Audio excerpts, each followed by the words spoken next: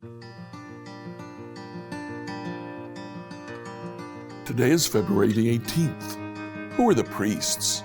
Let's find out together as we read Exodus 28 to 31.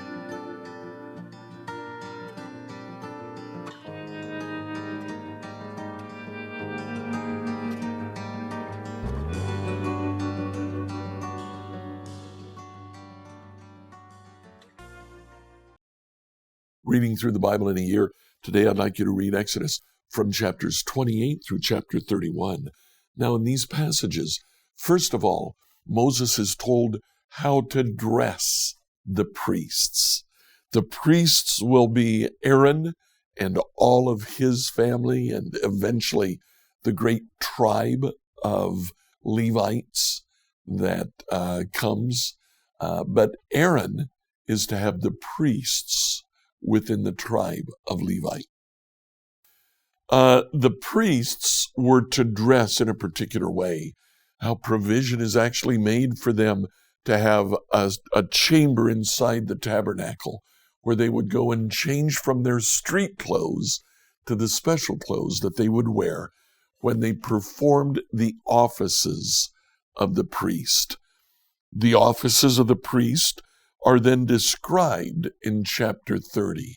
In preparation to do those offices, chapter 29 tells us how they were to be dedicated. Other implements that the priest would use, the altar, the wash basin, the oil, the incense, that's described also in chapter 30. And at the end, in chapter 31, Moses is told by God, I have named two people, Bezalel and Oholiab.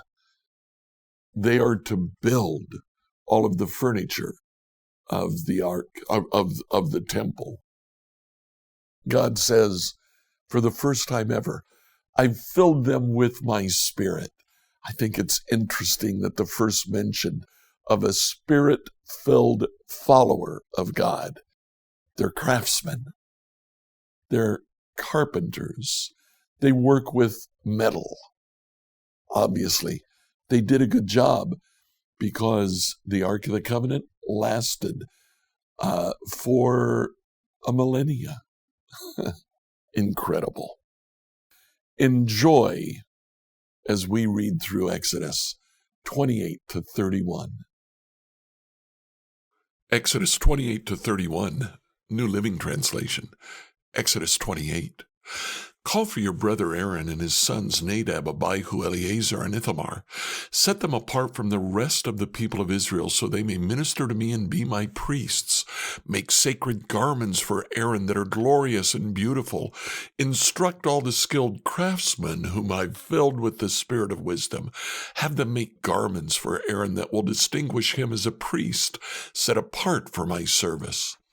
These are the garments they're to make: a chest piece, an ephod, a robe, a patterned tunic, a turban, and a sash. They're to make these sacred garments for your brother Aaron and his sons to wear when they serve me as priests. So give them fine linen cloth, gold thread, and blue, purple, and scarlet thread.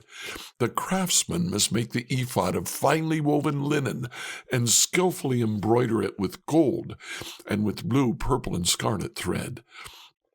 It'll consist of 2 pieces, front and back, joined at the shoulders with 2 shoulder pieces. The decorative sash will be made of the same materials, finely woven linen embroidered with gold and with blue, purple, and scarlet thread. Take 2 onyx stones and engrave on them the names of the tribes of Israel. 6 names will be on each stone, arranged in the order of the birth of the original sons of Israel. Engrave these names on the 2 stones in the same way a jeweler engraves a seal. Then mount the stones in settings of gold filigree. Fasten the 2 stones on the shoulder pieces of the ephod as a reminder that Aaron represents the people of Israel. Aaron will carry these names on his shoulders as a constant reminder whenever he goes before the Lord. Make the settings of gold filigree, then braid 2 cords of pure gold and attach them to the filigree settings on the shoulders of the ephod. Then, with great skill and care, make a chest piece to be worn for seeking a decision from God. Make it to match the ephod using finely woven linen, embroidered with gold and with blue, purple, and scarlet thread. Make the chest piece of a single piece of cloth, folded to form a pouch 9 inches square. Mount 4 rows of gemstones on it. The first row will contain a red carnelian, a pale green peridot, and an emerald. The second row will contain a turquoise, a blue lapis lazuli, and a white moonstone. The third row will contain an orange jacinth, an agate, and a purple amethyst. The fourth row will contain a blue-green beryl, an onyx, and a green jasper. All these stones will be set in gold filigree. Each stone will represent one of the 12 sons of Israel, and the name of that tribe will be engraved on it like a seal. To attach the chest piece to the ephod, make braided cords of pure gold thread. Then make 2 gold rings and attach them to the top quarters of the chest piece. Tie the 2 gold cords on the 2 rings on the chest piece. Tie the other ends of the cords to the gold settings on the shoulder pieces of the ephod. Then make 2 more gold rings and attach them to the inside edges of the chest piece next to the ephod. And make 2 more gold rings and attach them to the front of the ephod below the shoulder pieces, just above the knot where the decorative sash is fastened to the ephod. Then attach the bottom rings of the chest piece to the rings on the ephod with blue cords. This will hold the chest piece securely to the ephod above the decorative sash.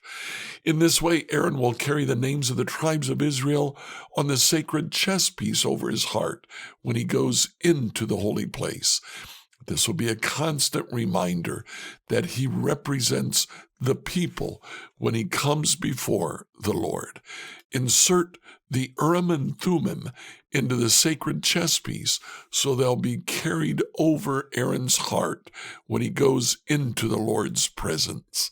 In this way, Aaron will always carry over his heart the objects used to determine the Lord's will for his people whenever he goes in before the Lord.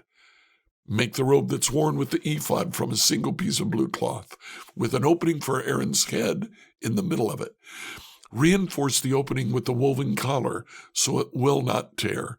Make pomegranates out of blue, purple, and scarlet yarn, and attach them to the hem of the robe with gold bells between them. The gold bells and pomegranates are to alternate all around the hem.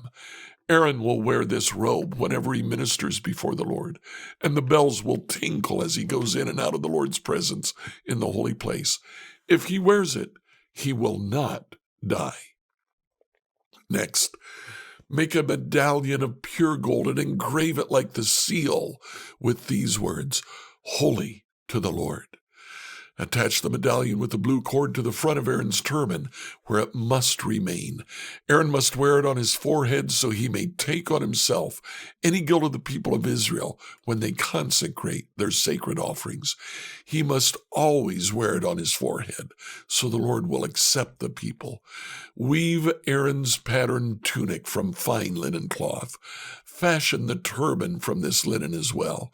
Also make a sash and decorate it with colorful embroidery. For Aaron's sons, make tunics, sashes, and special head coverings that are glorious and beautiful.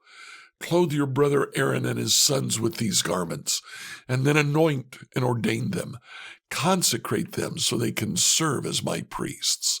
Also, make linen undergarments for them to be worn next to their bodies, reaching from their hips to their thighs.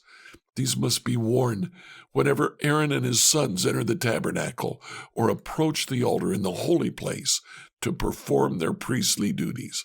Then they will not incur guilt and die. This is a permanent law for Aaron and all his descendants after him. Exodus 29. This is the ceremony you must follow when you consecrate Aaron and his sons to serve me as priests. Take a young bull and 2 rams with no defects.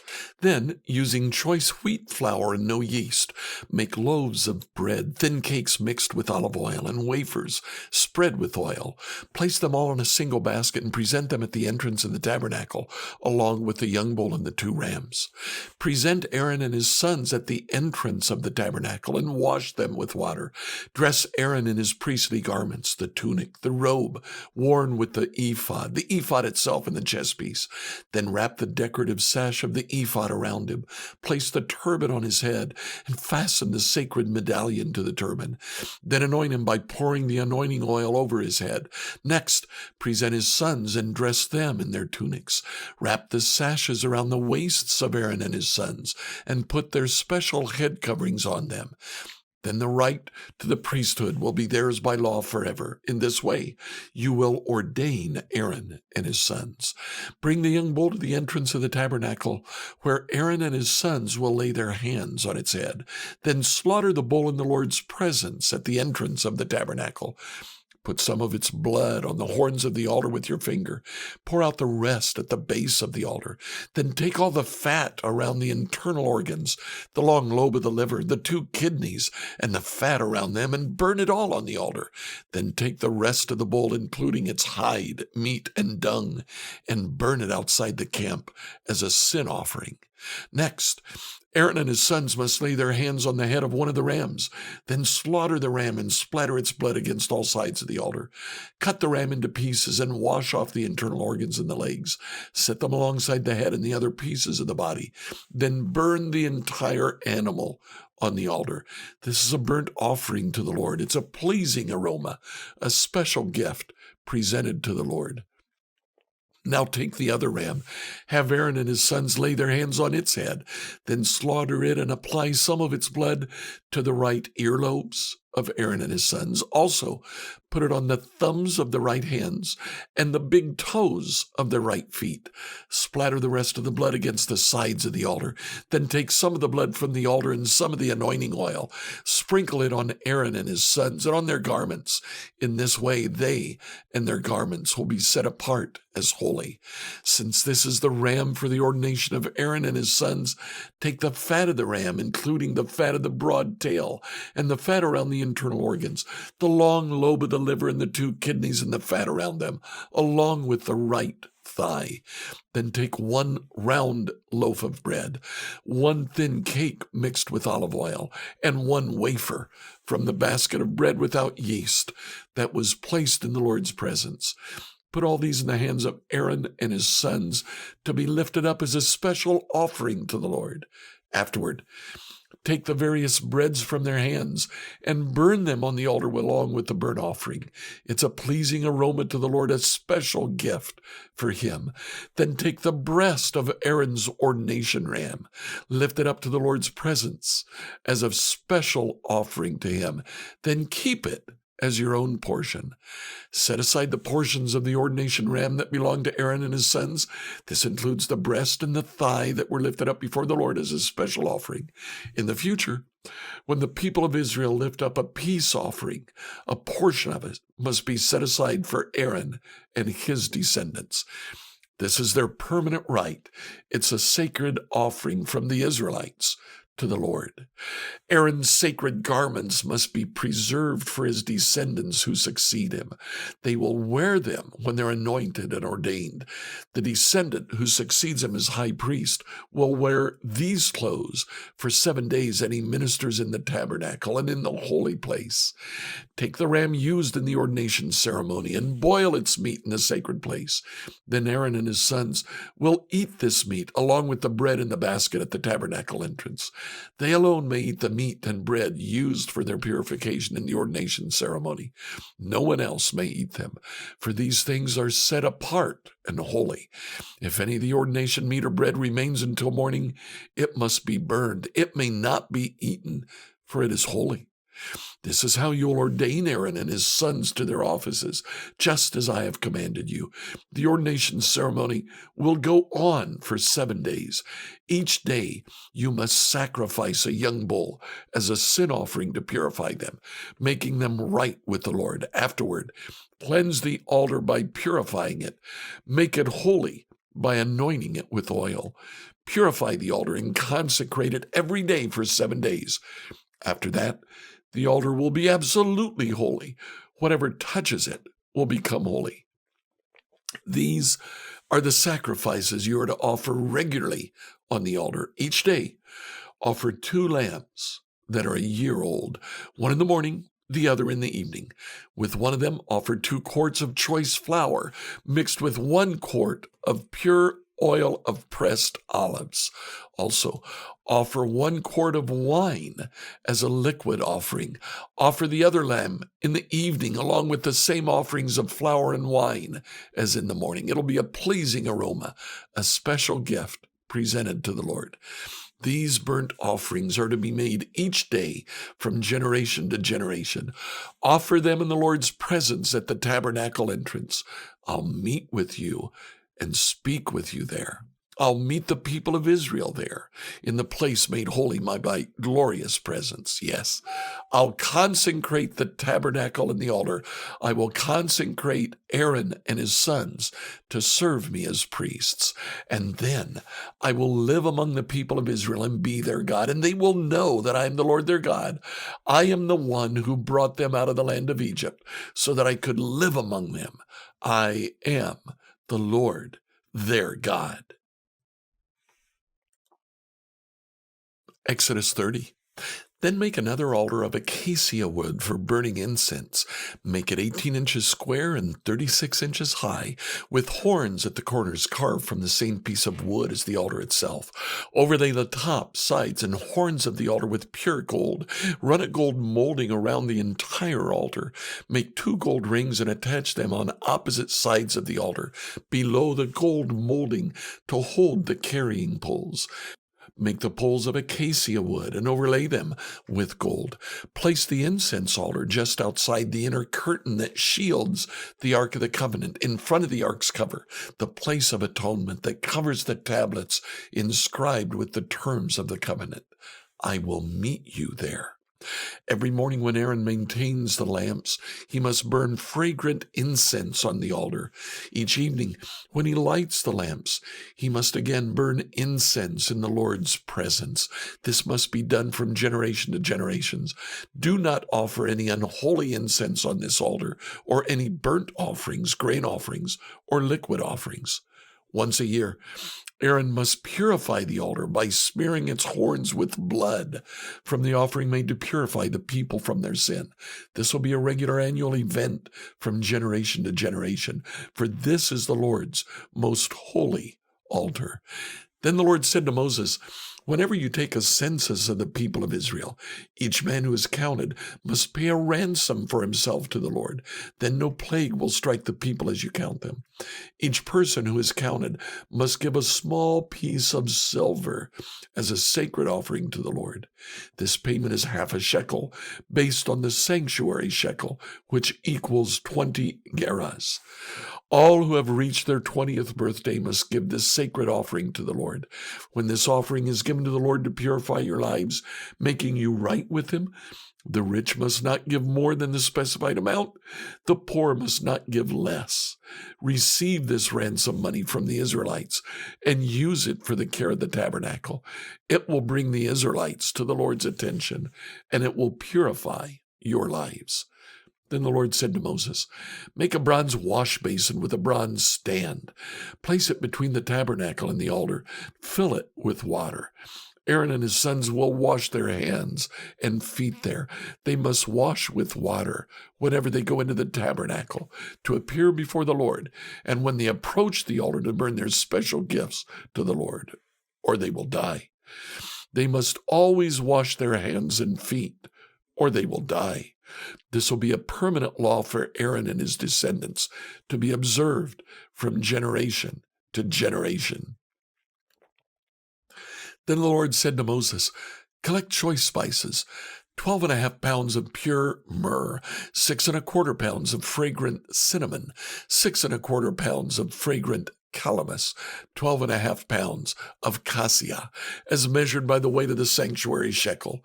Also, get 1 gallon of olive oil. Like a skilled incense maker, blend these ingredients to make a holy anointing oil.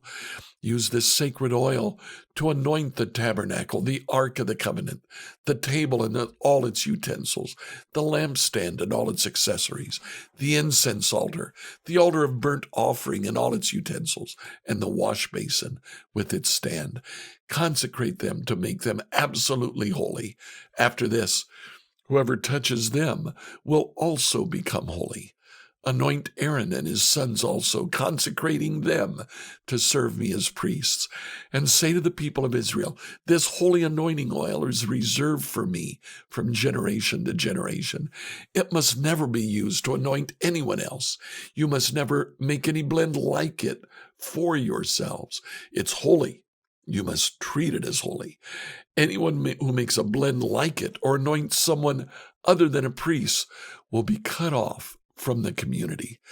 Then the Lord said to Moses, gather fragrant spices, rosin droplets, mollusk scale, galbanum. Mix these fragrant spices with pure frankincense, weighed out in equal amounts. Using the usual techniques of the incense maker, blend the spices together and sprinkle them with salt to produce a pure and holy incense. Grind some of the mixture into a very fine powder. Put it in front of the Ark of the Covenant, where I'll meet you in the tabernacle. You must treat this incense as most holy. Never use this formula to make this incense for yourselves. It's reserved for the Lord, and you must treat it as holy. Anyone who makes incense like this for personal use will be cut off from the community. Exodus 31. Then the Lord said to Moses, look, I've specifically chosen Bezalel, son of Uri, grandson of Hur, of the tribe of Judah. I've filled him with the Spirit of God, giving him great wisdom, ability, and expertise in all kinds of crafts. He's a master craftsman, expert in working with gold, silver, and bronze. He's skilled in engraving and mounting gemstones and in carving wood. He is a master at every craft. And I've personally appointed Aholiab, son of Ahisamach, of the tribe of Dan, to be his assistant. Moreover, I've given special skill to all the gifted craftsmen so they can make all the things I've commanded you to make. The tabernacle, the Ark of the Covenant, the Ark's cover, the place of atonement, all the furnishings of the tabernacle, the table and its utensils, the pure gold lampstand with all its accessories, the incense altar, the altar of burnt offering with all its utensils, the wash basin with its stand, the beautifully stitched garments, the sacred garments for Aaron the priest, and the garments for his sons to wear as they minister as priests, the anointing oil, the fragrant incense for the holy place. The craftsman must make everything as I have commanded you. The Lord then gave these instructions to Moses. Tell the people of Israel, be careful to keep my Sabbath day, for the Sabbath is a sign of the covenant between me and you from generation to generation. It's given to you so you may know that I am the Lord who makes you holy. You must keep the Sabbath day, for it's a holy day for you. Anyone who desecrates it must be put to death. Anyone who works on that day will be cut off from the community. You have 6 days each week for your ordinary work, but the 7th day must be a Sabbath day of complete rest, a holy day dedicated to the Lord. Anyone who works on the Sabbath must be put to death. The people of Israel must keep the Sabbath day by observing it from generation to generation. This is a covenant obligation for all time. It's a permanent sign of my covenant with the people of Israel. For in 6 days, the Lord made heaven and earth, but on the 7th day, he stopped working and was refreshed. When the Lord finished speaking with Moses on Mount Sinai, he gave him the 2 stone tablets inscribed with the terms of the covenant written by the finger of God. Like, follow, and subscribe to this devotional on whatever platform you use to listen to it. Email your questions to us at questions@becomehope.com. Tomorrow, we'll return to the book of Psalms. Enjoy tomorrow in the church of your choice.